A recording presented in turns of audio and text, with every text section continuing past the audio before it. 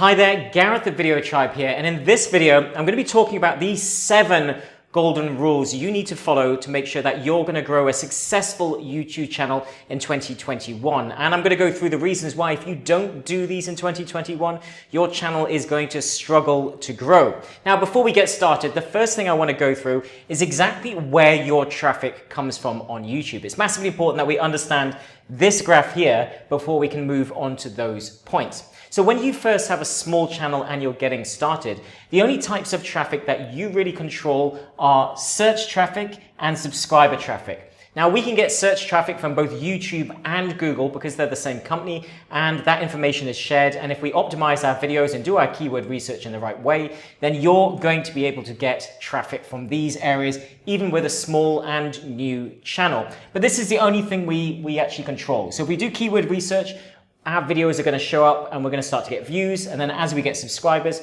and we create new content, those subscribers are going to see our videos.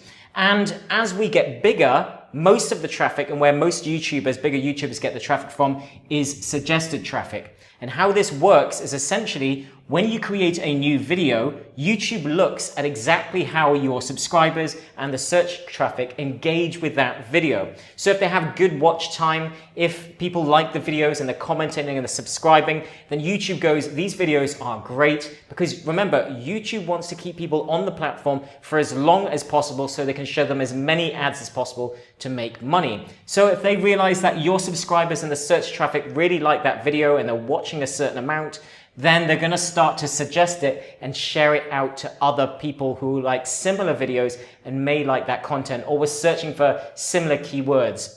So essentially what happens is YouTube will share it out to the first circle. If it does well in that circle and people continue to engage with it and watch a lot of the video, it will keep sharing it. And this is normally how videos go viral later on. So if you're able to tap into suggested traffic, you're going to do really, really well growing your channel in 2021 and beyond. So this is massively important, but we have to get this part right first before we can start to tap into search traffic. So we really have to make sure that we're implementing these steps here to make sure that our videos get maximum engagement and reach. So with that said, point number 1, and I'm going to go out on a limb here, is that you need to niche down in 2021. If you're just doing a channel for fun and it's more vlogging and you just want to share your thoughts, then this is absolutely fine.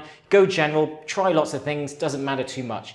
If you want to do this professionally and you really want to grow a good YouTube channel, especially if you're going to be using this YouTube channel to market your business, then it's really, really important that you niche down to make sure that YouTube knows that you're an authority in that area and to make sure that your subscribers really know what your channel is about and that every video you upload, they're going to like it and they're going to engage with it, which is why we come on to point number 2. In 2021, engagement and watch time of your videos is going to be the main metric that YouTube uses to understand if your video is good, if it should be shared and suggested and shared out to more people. And the way that it's going to measure that is engagement, the likes, the comments, the subscribers, but also the watch time. It really wants to see that people are watching sort of 30, 40, 50% of that video on average. And if they are, then it's going to suggest it and share it out because they want to share content that they know people are going to watch. So we have to make sure that we're creating videos that are trying to get people to watch at least 50% of our video. Now, I will put a link below this video to our video scripting template, which will guide you through the process of creating better videos, which will drive better engagement and get people to watch for longer. I'll also include our ranking guide so you know how to do the keyword research and everything else to make sure that your videos have a better chance of ranking in the search.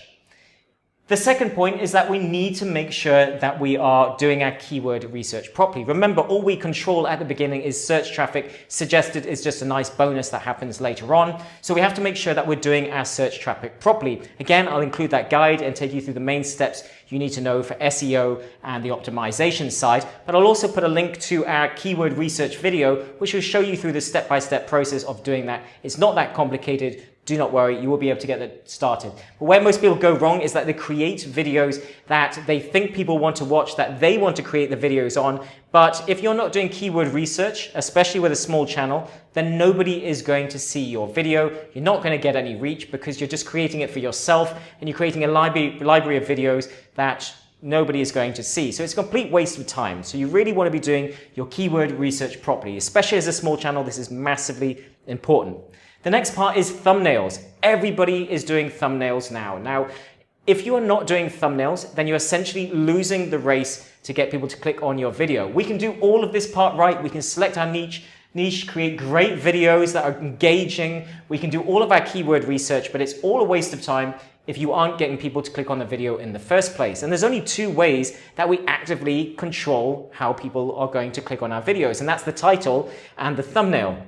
And as more people are starting to consume on mobiles and tablets, those actual thumbnails are often quite small. So we need to be creating thumbnails that stand out and really make us stand out from the crowd. Because again, if YouTube sees that people are clicking on it and then enjoying the content, then it's going to share your video more. But if it's seeing that people aren't clicking on the video, then it's going to stop sharing your video. So we have to make sure our thumbnails are good. We'll put a link to our video on how to create better thumbnails in 2021 and to make sure that you are creating them in the right way to stand out more. Point number 5 is the video time. Now, I like to call this a bit like the Goldilocks paradox, because you have to make sure that you're getting it just right. Yes, YouTube wants videos that are going to keep people watching for a long time. So in theory, YouTube would want longer videos. But with watch time becoming an important metric on how it sees if your video is actually good and people are enjoying it, then if you're creating really, really long videos, you're going to struggle to get someone to watch half of a long video. So if I'm creating an hour video, it's going to be a lot harder for me to get people to watch 30 minutes of video than it is for me to get someone to watch 5 minutes of a 10-minute video. It also goes for the fact that if a video is too short, then people may think there's not enough value in it, so they may not watch it. They may select a slightly longer video. So we have to make sure that we're getting the sweet spot in the middle, and you also have to realize that you're dealing with human beings. People don't like to always start longer videos. They're not necessarily likely to start a longer video if they may be in a rush.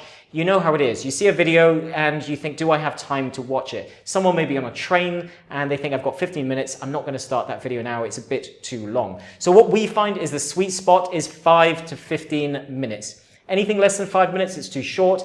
Anything more than 15 minutes is often getting towards a bit too long. If you can't make a short video, then okay, you can still get away with a bit longer. But if you are going to make a massively long video, I recommend that you break it down into a series of videos, because what you can actually do then is get good engagement on all the videos. You're going to get rewarded by YouTube for people watching more than one video in a row. And if people are watching all of those videos, or at least 50% of each of those videos, all of those videos are going to do well, and they're all going to get shared out in suggested. So you're going to get rewarded for getting people to work their way through different videos and stay on the channel for longer. Competition.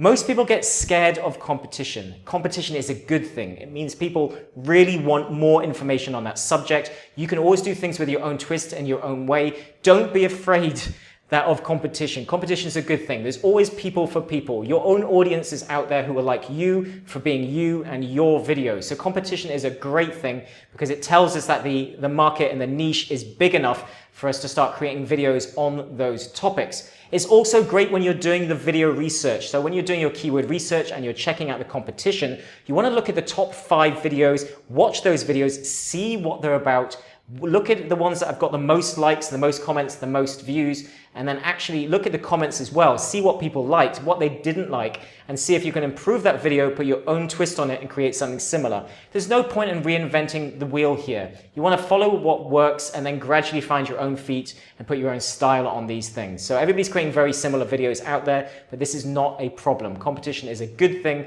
but you do need to make sure that you're researching it when you're creating your videos. The final one is consistency. You need to make sure, if you want your channel to grow, that you're being consistent.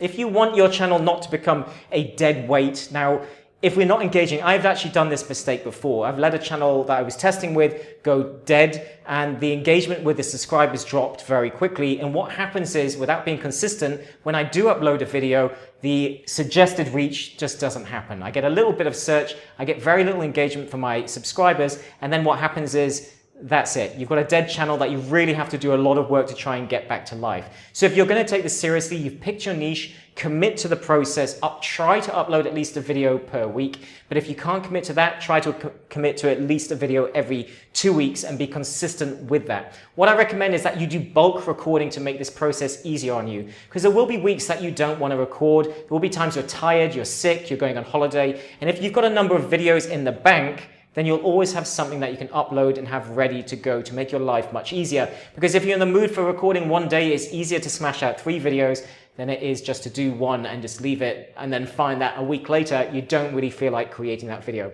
So it's massively important that you're consistent. And these are the main points that we reckon in 2021, we found that they were working towards the end of 2020. These really are the metrics, especially with the changes in engagement in the algorithm in YouTube in 2021. Now, if you feel I've missed any points there, then by all means share them in the comments below so we can all learn together. And if you've got any questions, as always, please just ask in the comments and I'll be happy to answer them for you. Also, if you got value out of this video, please like and also consider subscribing if you would like more tips and tricks on how to grow your YouTube channel and how to use YouTube in general to grow your online business. Thanks for watching, and I'll see you in the next training video.